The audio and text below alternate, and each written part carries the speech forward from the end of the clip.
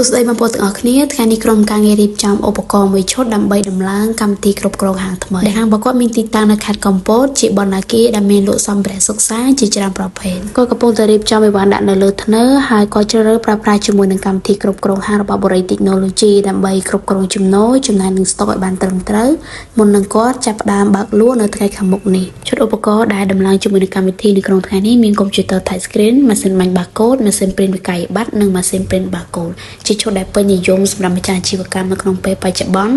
ដែលគាត់បើកជាហាងម៉ាតអសរស្ថានហាងលក់សម្លៀកបំពាក់ដេប៉ូគ្រឿងសំណង់ហាងលក់គ្រឿងកោផ្សេងៗជាពិសេសបងប្អូនអាចប្រើប្រាស់បានទាំងនៅក្នុងទូរស័ព្ទដៃ iPad Tablet និង Computer ទោះបីជាបងប្អូនបាននៅកន្លែងលក់ចង់មើលរបាយការណ៍លក់ហើយចង់មើលចំនួនស្តុកអីវ៉ាន់ក៏បងប្អូនអាចមើលតាមរយៈទូរស័ព្ទដៃបានពីចម្ងាយបានផងដែរកម្មវិធីមានភាពងាយស្រួលសូម្បីកូនក្មេងក៏អាចប្រើប្រាស់បានក្រៅតែឧបករណ៍ជាមួយនឹងកម្មវិធីរួចរាល់ក្រុមការងារក៏បានបរិយាពីរបៀបប្រើប្រាស់ដល់ម្ចាស់អាជីវកម្មនៅក្នុងការបញ្ចូលទិន្នន័យផ្សេងៗបញ្ចូល barcode ដើម្បី print បិទទៅលើផលិតផលការមើលចំណូលចំណាយនឹងស្តុកនិងការគ្រប់គ្រងការលក់និងការបញ្ជាទិញពីអតិថិជនលើពីនេះបរិយាពីរបៀបប្រើប្រាស់នៅក្នុងទូរស័ព្ទដៃបញ្ចូលផលិតផលនិងមើលរបាយការណ៍ផ្សេងៗចុងក្រោយបងស្រីអាចតែលក់ដោយការ scan barcode នៅលើផលិតផលលក់គិតលុយនិង print វិក័យប័ណ្ណជូនភ្ញៀវបានភ្លាមៗនេះ